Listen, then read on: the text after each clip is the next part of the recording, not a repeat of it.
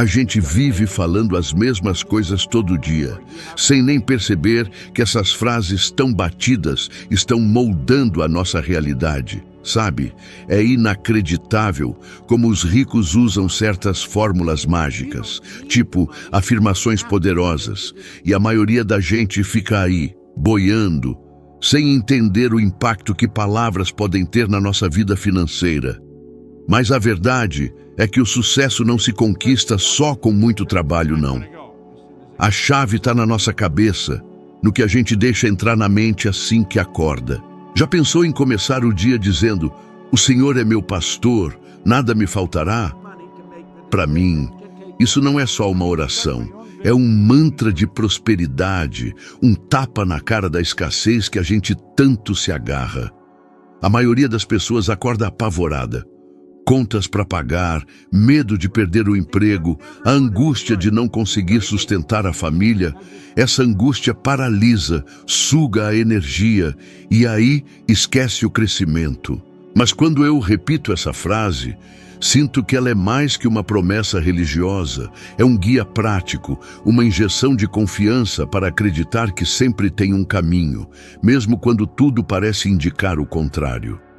Eu sei bem o que é a falta de perspectiva. Já passei por isso. Larguei os estudos, me senti perdido, trabalhava de tudo um pouco, lavando carro, trocando pneu, qualquer coisa para ganhar uns trocados. Ganhava pouco, minha autoestima estava lá embaixo e não via solução. Mas quando eu mudei meu foco, quando acreditei de verdade que nada me faltaria, aconteceu uma transformação incrível. Comecei um negócio de limpeza, sem experiência nenhuma, e em menos de um ano estava ganhando muito mais do que imaginava.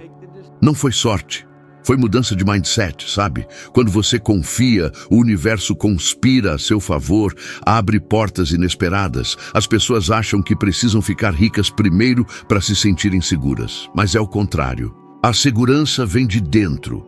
Essa certeza de que nada vai faltar é que atrai a prosperidade. É como se o mundo fosse um espelho refletindo o que você carrega por dentro. Os ricos sabem disso. Eles não começam o dia pensando no que falta, mas no que já têm. Essa simples mudança de foco transforma tudo, e estudos científicos comprovam. Gente que cultiva a confiança e a visualização positiva toma decisões mais ousadas e tem resultados melhores. Um estudo na Universidade da Califórnia mostrou que quem acredita na própria capacidade de prosperar tem 3 vezes mais chances de assumir riscos calculados. E são esses riscos que geram novas oportunidades. Faz todo sentido, né? Enquanto uns ficam paralisados pelo medo, outros avançam. Pense em alguém como o Warren Buffett. Na juventude, ele não tinha bilhões, mas tinha uma coisa que o diferenciava: a convicção de que não ia faltar o necessário. Essa certeza o impulsionou a investir quando outros recuavam, porque ele confiava no retorno. E essa confiança se multiplicou em oportunidades reais. Lembro de uma noite específica, quando ainda era bombeiro em Toronto. Meu salário não dava para cobrir as dívidas, eu me sentia perdido. Sentei, olhando para o nada, desesperado. Aí lembrei daquelas palavras: "Nada me faltará". Uma paz me invadiu.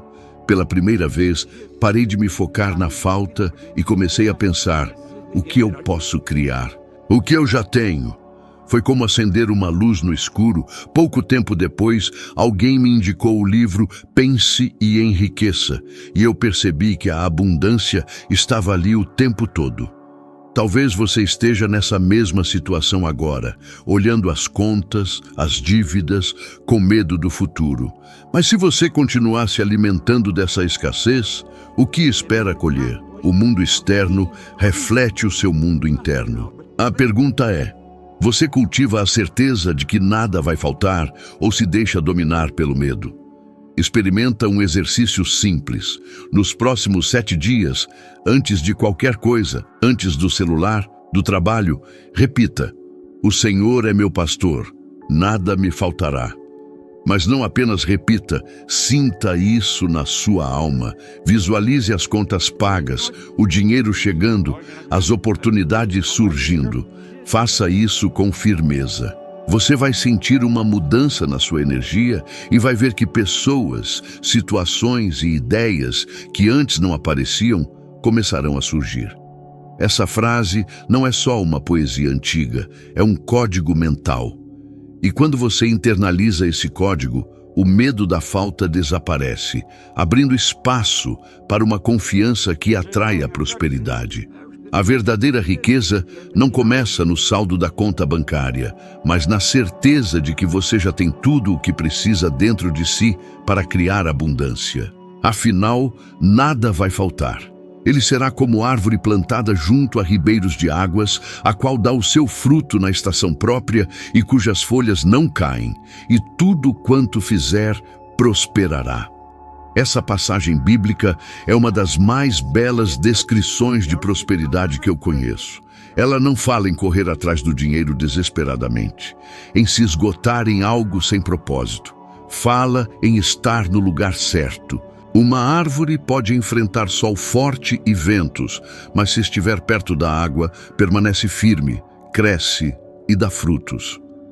Quantas pessoas você conhece que se esforçam muito, mas nunca prosperam de verdade? A razão é simples.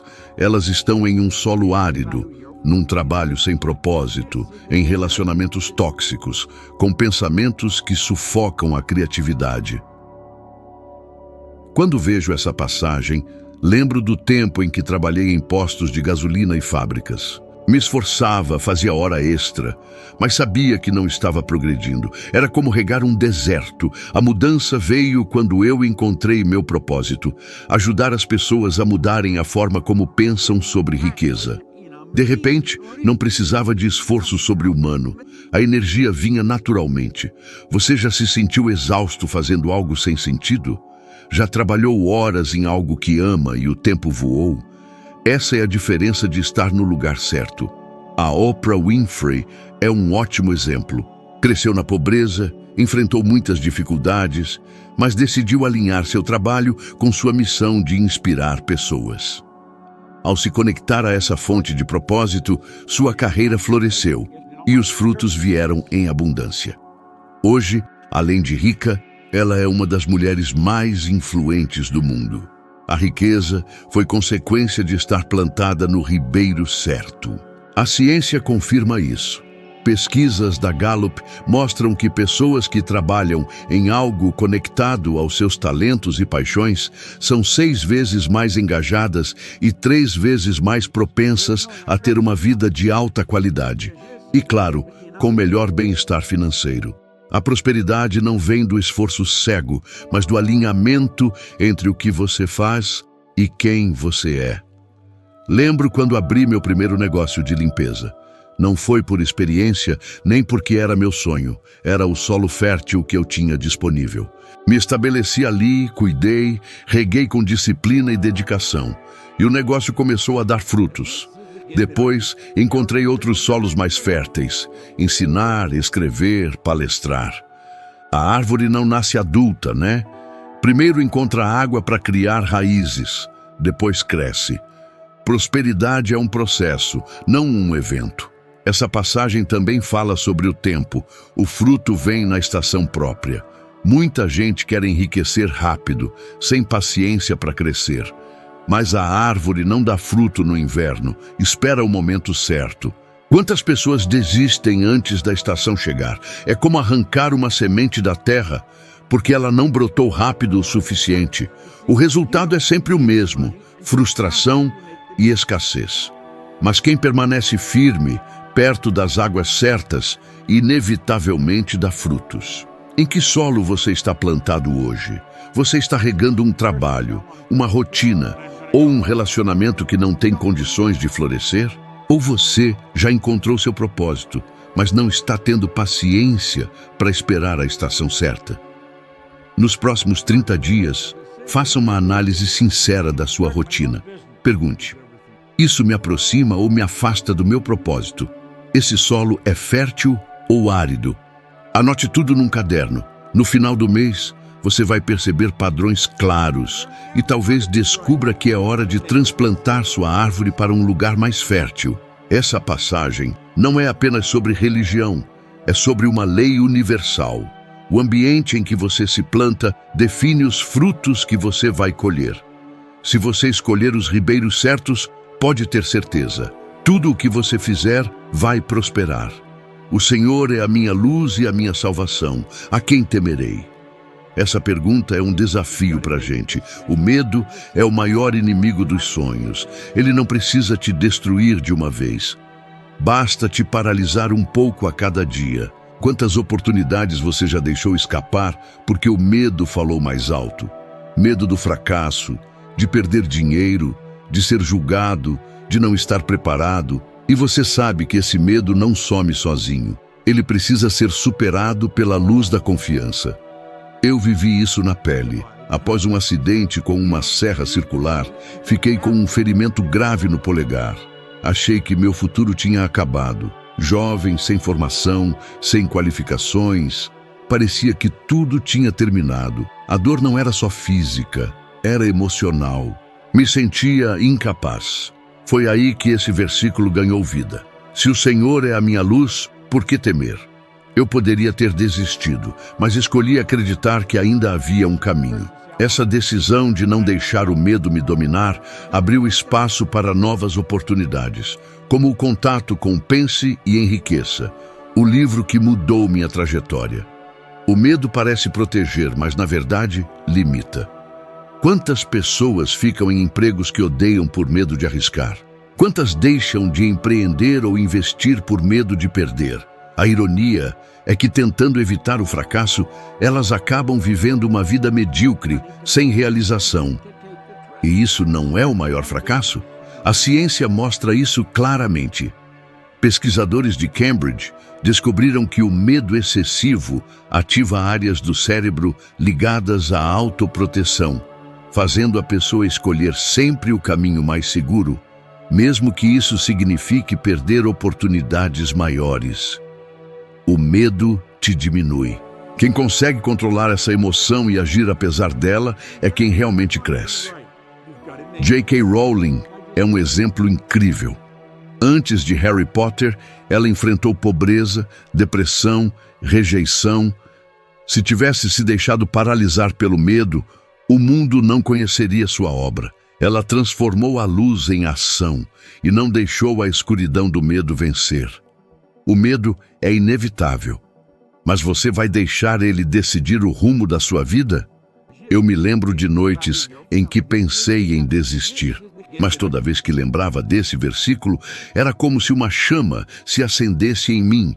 Eu repetia, a quem temerei? E isso me dava coragem para seguir em frente, mesmo sem ter todas as respostas. Escolha uma decisão que você tem adiado por medo. Nos próximos 7 dias, escreva diariamente, o Senhor é a minha luz e a minha salvação, a quem temerei? E dê um pequeno passo em direção a essa decisão. Não precisa ser algo grandioso, apenas um movimento. Você vai ver que, a cada passo, o medo diminui e a confiança cresce. A luz sempre vence a escuridão, mas ela só brilha quando você decide agir.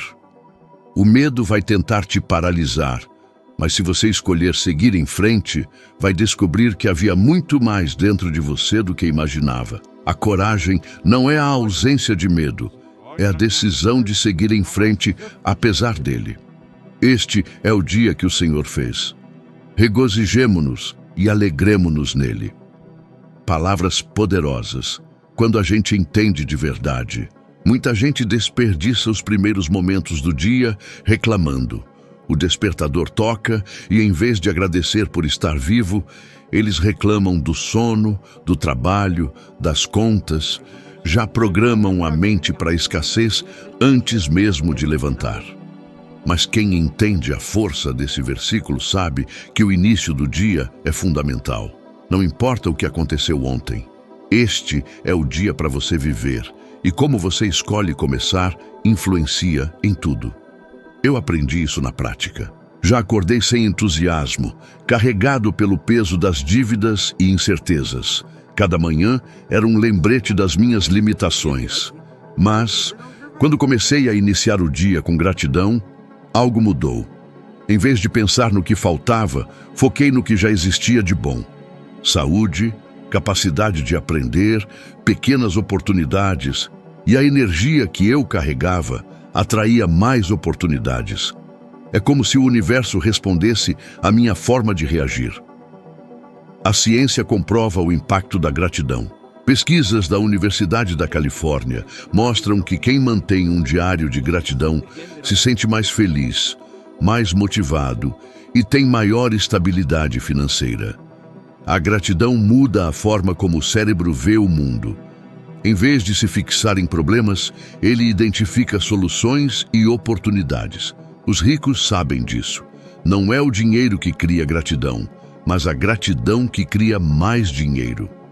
Will Smith, por exemplo, fala abertamente sobre o hábito de cultivar a gratidão diária.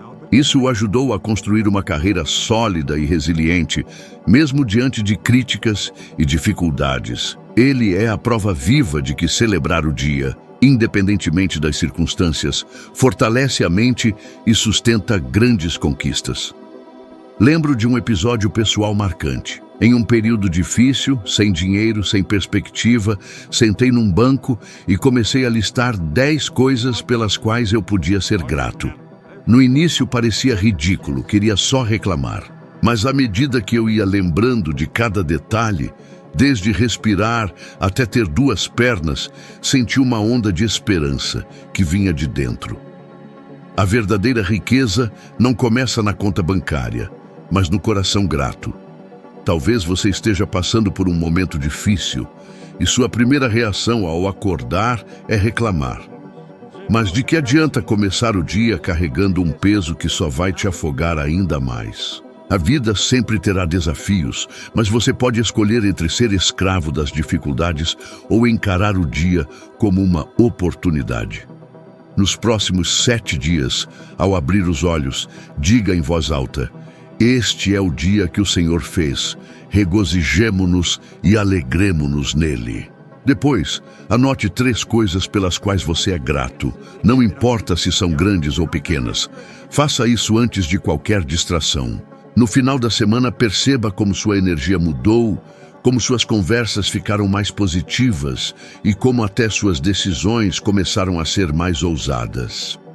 Esse versículo não é só um convite para celebrar, é uma estratégia poderosa de transformação. Quando você escolhe se alegrar no dia de hoje, abre espaço para a abundância te encontrar. A riqueza não floresce em corações amargos, mas em mentes que sabem reconhecer cada manhã como uma nova chance de prosperar. E é isso que diferencia quem avança de quem fica estagnado. A capacidade de agradecer e se alegrar, mesmo quando ainda não se vêem todos os frutos. Ensina-nos a contar os nossos dias, de tal maneira que alcancemos coração sábio. Essa passagem carrega uma das maiores lições sobre prosperidade que alguém pode aprender. A verdadeira riqueza não está apenas no dinheiro que você acumula, mas no modo como você usa o seu tempo. Muita gente vive como se fosse imortal, desperdiçando horas, dias, anos em atividades que não acrescentam nada. Quantas vezes você já gastou horas na frente da TV ou no celular sem perceber? E depois reclama que não tem tempo para investir em si mesmo, aprender algo novo, construir um futuro melhor? O problema não é a falta de tempo, é a falta de sabedoria para usá-lo. Esse versículo me fez refletir muito. Lembro quando comecei meu negócio de limpeza. Não tinha educação formal nem recursos, mas tinha algo que qualquer milionário tem, 24 horas por dia. Eu poderia desperdiçá-las reclamando ou aprender a contá-las e usá-las de forma produtiva. Quando comecei a usar minhas manhãs para estudar, planejar e agir, em vez de perder tempo com distrações, vi minha vida mudar numa velocidade impressionante. A ciência reforça isso. Pesquisadores de Stanford descobriram que quem planeja e organiza o tempo tem maior sucesso profissional, melhor saúde mental e maior satisfação na vida. O tempo é o único recurso que não pode ser recuperado. Dinheiro você pode perder e ganhar de novo, mas cada minuto mal aproveitado é um pedaço da sua vida que não volta. Steve Jobs é um exemplo disso. Ele mesmo disse que, ao se deparar com a realidade da morte, começou a ver cada dia como uma oportunidade única. Essa consciência o fez criar produtos que mudaram o mundo, porque ele passou a viver com urgência e clareza. Contar os dias não é só saber que eles estão passando, é entender que cada dia é uma moeda preciosa que pode ser investida em algo grandioso ou desperdiçada em coisas fúteis. Lembro de uma tarde em que fiquei observando quanto tempo eu desperdiçava em conversas sem sentido e distrações banais. Fiquei chocado. Se continuasse assim, jamais alcançaria meus objetivos. Foi um choque de realidade. Naquele dia, jurei valorizar cada minuto. Essa decisão simples mudou tudo. Não porque o tempo se expandiu, mas porque aprendi a contá-lo. Muita gente acha que a mudança é impossível, se sente atrasado. Mas quanto tempo você gasta com preocupações inúteis? Quantos projetos ficam inacabados por falta de tempo? O tempo existe. Falta a disciplina para priorizar o essencial. Por 7 dias, registre todas as suas atividades, tarefas, distrações e pausas. Depois, analise o uso do seu tempo. Essa observação vai revelar quanta vida você desperdiça em atividades improdutivas, permitindo que você tome decisões conscientes para redirecionar sua energia. A gente sabe que a inteligência não é só decorar fórmulas. É ter jogo de cintura para lidar com a vida, saca? Aproveitar cada segundo faz toda a diferença. Quem sabe usar o tempo, colhe em 1 ano o que outros levam 1 década. E sucesso não é só grana no banco, é sentir a vida pulsando a cada dia. Acontece que a gente às vezes se sabota sem nem perceber, né? É como se a gente mesmo criasse um muro invisível, feito de crenças limitantes e hábitos que nos prendem. Uma programação mental que grita: você não consegue, isso não é para você. E se der errado, aí a gente procrastina, desiste antes da hora, inventa desculpas. Isso vem de longe, da infância, das frases que a gente ouviu e absorveu, tipo, dinheiro é sujo, rico é ganancioso, sucesso é só para quem nasceu com a colher de prata na boca.